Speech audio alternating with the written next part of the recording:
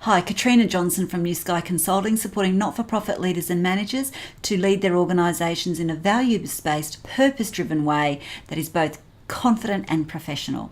And this week I'm talking all about trust and how it factors and how it influences our organisations. Now, trust is very much also found within the cultures of our organisation, and you will know whether you have a good culture of trust within your organisation by the way the people interact with each other.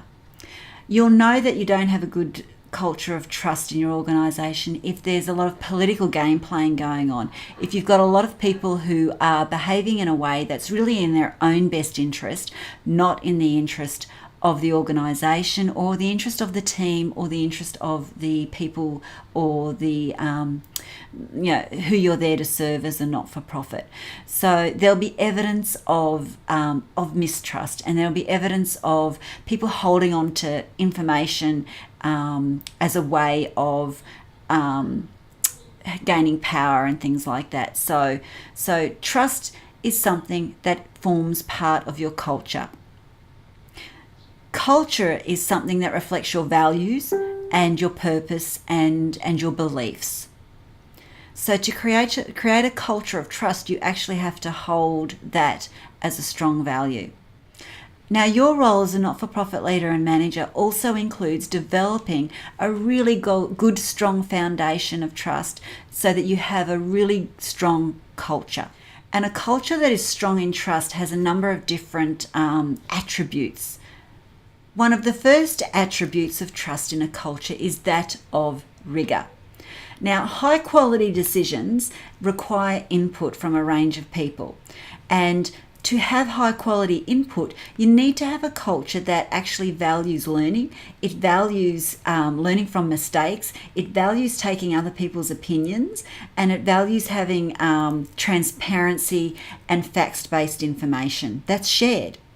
So when you have a culture of trust, all of those things are there. People feel safe and can trust that they're safe to have a say, to share information, and to learn from each other and from their own mistakes.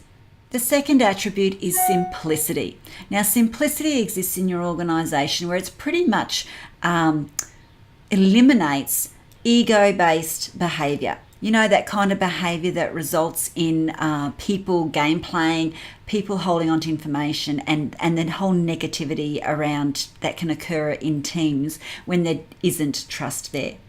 And what you do have instead is you've got a team that is really focused on outcomes and on delivering high value within their organisations. The third element is collaboration. In cultures of high trust, you've got a high level of team collaboration, and it's absolutely essential to the success of the organisation. So collaboration can only exist when there is a culture of trust. And when you have that, you're far better able to serve and to have greater outcomes for those that your organisation is there to support. Another element of a culture of trust is attractiveness. Cultures that have high trust are contagious. They attract people. People want to work in places that have a strong culture of trust. So it's something that people have, it has a high vibe about it. It has an enthusiasm about it. It has great energy about it. And you find that it ends up attracting people to you, both staff, funders and supporters, and also clients or customers. So in a nutshell, to create a great culture of trust as a not-for-profit leader, you really need to leave the ego at the door and focus on being of service and then building the trust that way. That's all for today. Thanks for joining me. See you next time.